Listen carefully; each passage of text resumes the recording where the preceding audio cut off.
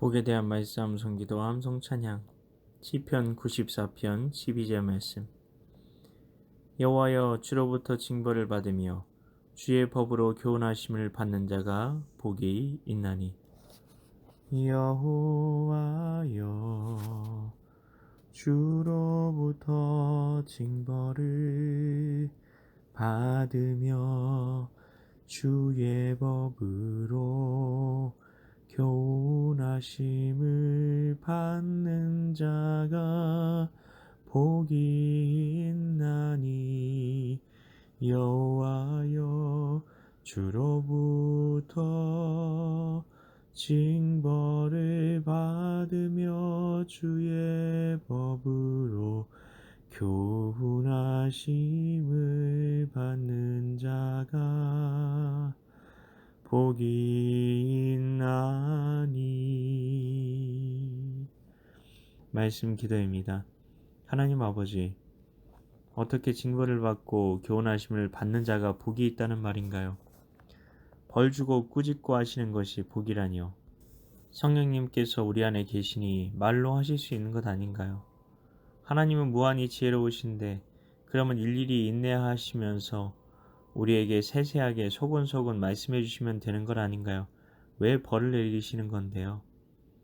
성령 사역자라고 하는 분들 중에는 하나님께서는 이제 구약의 하나님과 달라서 신약 시대에는 성령님이 우리 안에 오셨기 때문에 말로 하시지 무섭고 잔인하게 구약의 하나님처럼 손찌검을 하시지 않는다는 식으로 말을 합니다. 그런데 우리는 알아야 합니다. 구약은 예수님이 오시기 전에 무자비한 하나님에 대한 이야기니까 쓰레기통에 넣으라거나, 구약이 예수님이 오시는 역사 이야기, 예수님이 오시기 전에 율법시대의 아무런 이야기 정도였다고 말하는 생각은 이단이었습니다.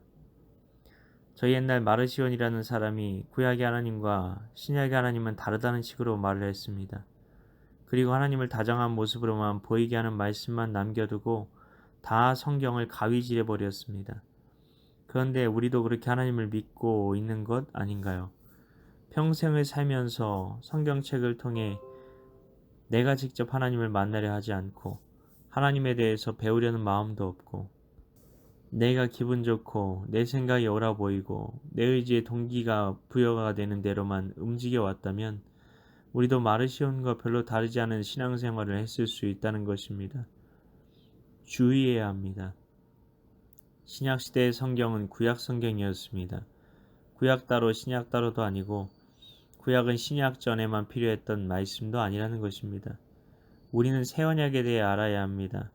그리고 오순절의 진짜 의미에 대해 알아야 합니다. 에스겔, 예레미야 선지자는 새 언약에 대해 예언했습니다. 새 언약은 더 이상 돌판에 새겨진 율법이 아니라 율법이 우리의 신비에 성령님으로 말미암아 새겨지는 것이었습니다. 성령님께서 율법을 우리 마음판에 새기신다는 것입니다. 이것이 새 언약이고, 오순절은 유대 전통에서 모세가 시내산에서 구 언약이었던 율법을 받은 날로 되어 있습니다. 왜 굳이 오순절에 성령님께서 임하셨고 오순절에 새 언약이 주어질 것이라고 예언된 것일까요? 예수님께서는 율법의 1.1획도 없어지지 않고 다 이룰 것이라 말씀하셨습니다. 하나님의 율법이 문제가 있는 것입니까? 아닙니다. 우리가 잊어버리고 있던 하나님께서 우리에게 원하시는 영적인 하나님 나라의 법과 도덕, 그리고 윤리 등에 대해 포괄적으로 기록한 것이 모세가 쓴 5권의 성경인 모세오경에 들어 있습니다.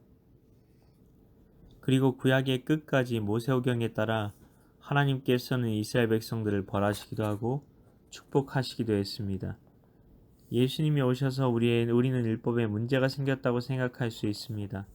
그러나 그렇지 않습니다. 예수님의 보혈이 우리를 정결케 했고 예수님께서 십자가에서 드리신 화목제물, 속죄제, 속건제라는 죄를 위한 모든 제사가 드려졌습니다.